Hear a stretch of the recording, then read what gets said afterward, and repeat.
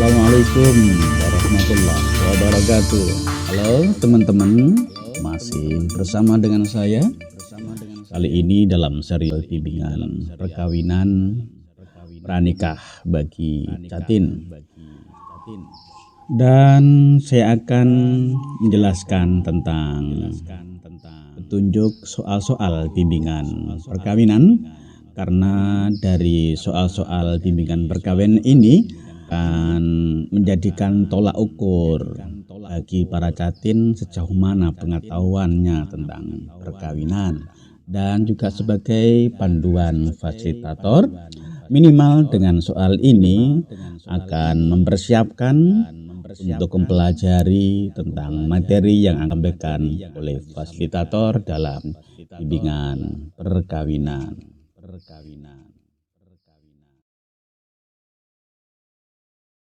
Baiklah teman-teman, soal pretest bin-bin bagi Catin ini dapat dikerjakan melalui Google Form atau naskah formulir yang sudah disiapkan oleh panitia. Dan untuk yang pertama ini silakan isi biodata, nama lengkap, jenis kelamin, usia, alamat, tanggal bimbingan perkawinan.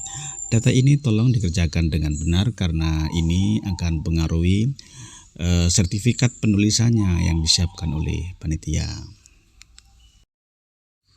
Selanjutnya, jawablah pertanyaan ini dengan singkat.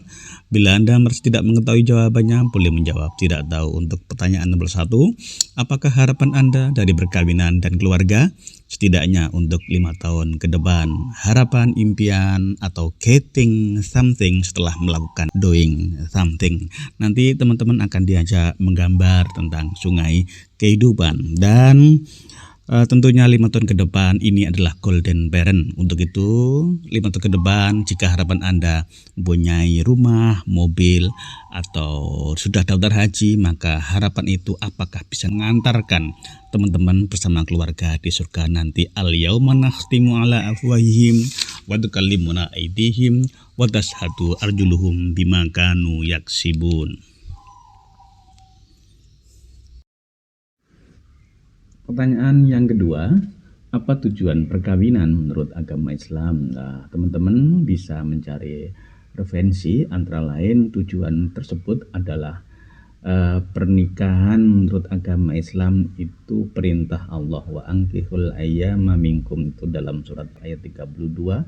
Ada juga bahwa tujuan dari perkawinan adalah aghaddu lil basar, bisa menundukkan pandangan, menjaga kehormatan, wa ahsan lil farj, agar tidak melakukan berzinaan. Ada juga litaskunu ilaiha, agar menjadi sakinah. Pertanyaan berikutnya yang ketiga, apa yang dimaksud sakinah? Yakni litaskunu ilaiha, supaya bisa tenang, tentram. Itu jawaban secara umum. Dan tentunya sakinah itu harus setelah melalui proses pernikahan dan tercapai. Baiklah, pertanyaan yang keempat, apa prinsip-prinsip yang menjadi pilar perkawinan kokoh dalam Islam? Pertama adalah zakat, yang kedua adalah mitsaqan ghalidan, dan yang ketiga adalah muasyarah bil ma'ruf, yang keempat adalah musyawarah, dan yang kelima adalah tarodin. Kemudian pertanyaan kelima, apa sajakah yang harus dipersiapkan untuk sebuah perkawinan yang kokoh?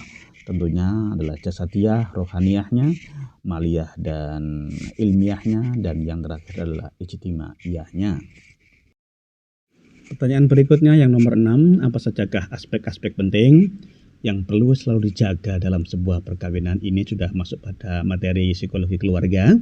Tentunya ini adalah psikologi cinta. Ada 3 segitiga cinta yang harus diperhatikan dalam keluarga. Menurut teori Steinberg, pertama adalah komitmen harus ada, dan keintiman atau kedekatan emosi ini pun harus ada dalam keluarga. Dan ketiga adalah aspek gairah. Ketika 3 aspek ini ada dalam rumah tangga, maka bisa sakinah.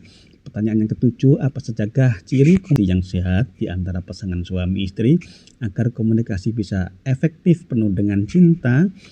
Maka harus memperhatikan siapa yang bicara, maka lawannya harus siap untuk mendengarkan. Tidak boleh ada semena-mena atau egois, menangnya sendiri. Ini kalau kita melihat teori dalam buku The Five Love Language yang dikarang oleh Gary Chapman, ada 5 bahasa cinta. Pertama adalah pujian, kemudian sentuhan, kemudian hadiah, kemudian yang keempat waktu luang, dan yang kelima adalah pelayanan. Pertanyaan berikutnya yang ke-8, bagaimanakah sebaiknya mengatasi konflik dengan pasangan? Tentunya dengan musyawarah atau komunikasi dengan baik bersama pasangan, dan kita harus mempunyai SOP tentang konflik atau manajemen konflik. Sadar bahwasanya ketika menikah itu kita menerima paket masalah yang membawa berkah, dan ketika ada konflik maka kita harus mencari solusi. Tujuannya bukan mencari saling emosi. Dan ketika konflik itu tetap memuncak, tidak ada titik temu, maka pasangan bersama-sama harus mencari mediator atau konselor pernikahan.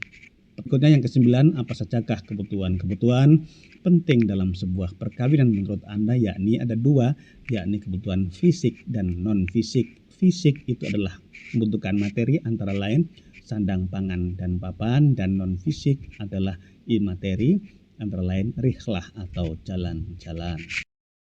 Pertanyaan berikutnya yang ke-10, siapakah yang wajib memenuhi kebutuhan-kebutuhan dalam perkawinan?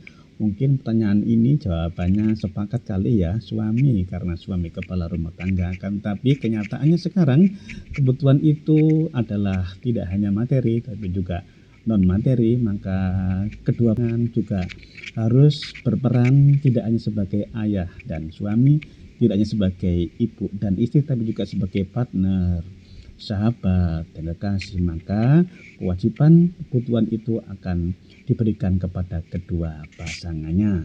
Yang ke-11, apakah Anda sudah memilih anak?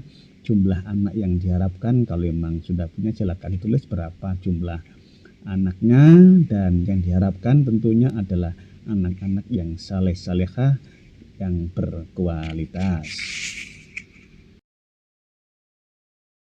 Selanjutnya pertanyaan nomor 12, menurut Anda prinsip apakah yang penting dalam pengasuhan anak? Ada 3 prinsip dalam pengasuhan anak. Pertama yakni pola otoriter, yang kedua adalah pola permisif, dan yang ketiga adalah pola demokratif. Dan harapan kita pola demokratif ya. Dan yang ke-13 pertanyaannya, pernahkah Anda mengikuti pendidikan kesehatan reproduksi? Bila pernah, apa sajakah yang Anda ketahui tentang kesehatan reproduksi?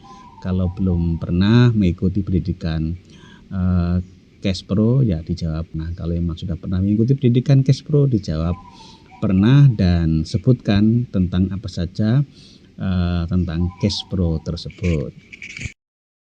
Pertanyaan berikutnya yang nomor 14, di masa sekarang ini banyak sekali tantangan kehidupan perkawinan dan keluarga. Menurut Anda, apa sajakah tantangan yang paling berat? Bagaimanakah cara terbaik untuk menghadapi tantangan tersebut? Tantangan setiap keluarga 3 faktor. Pertama, masalah ekonomi, termasuk manajemen keuangan keluarga. Yang kedua adalah ketidakharmonisan, dan yang ketiga adalah orang ketiga, adanya pelakor dan pembinor. Sudah dijawab dengan jawaban tadi tentang teori segitiga cinta dari Steinberg. Kemudian untuk menghadapi tantangan tersebut maka harus mempunyai visi sebagaimana bangunan keluarga, yakni baiti jannah, pondasi, mubaddalah, mumazzanah, dan muaddalah, juga 5 pilar, dan juga tatapnya tentang kemaslahatan umat. Yang ke-15, menurut Anda apa saja materi yang akan Anda dapatkan dari bimbingan perkawinan yang akan Anda ikuti, yakni mulai persiapan keluarga sakinah, kemudian keluarga, psikologi keluarga, reproduksi, dan juga generasi yang berkualitas. Mudah-mudahan penjelasan ini bermanfaat bagi teman-teman dan bisa menjadikan keluarga yang bahagia lahir batin, sakinah, mawaddah warahmah. Wassalamualaikum warahmatullahi wabarakatuh.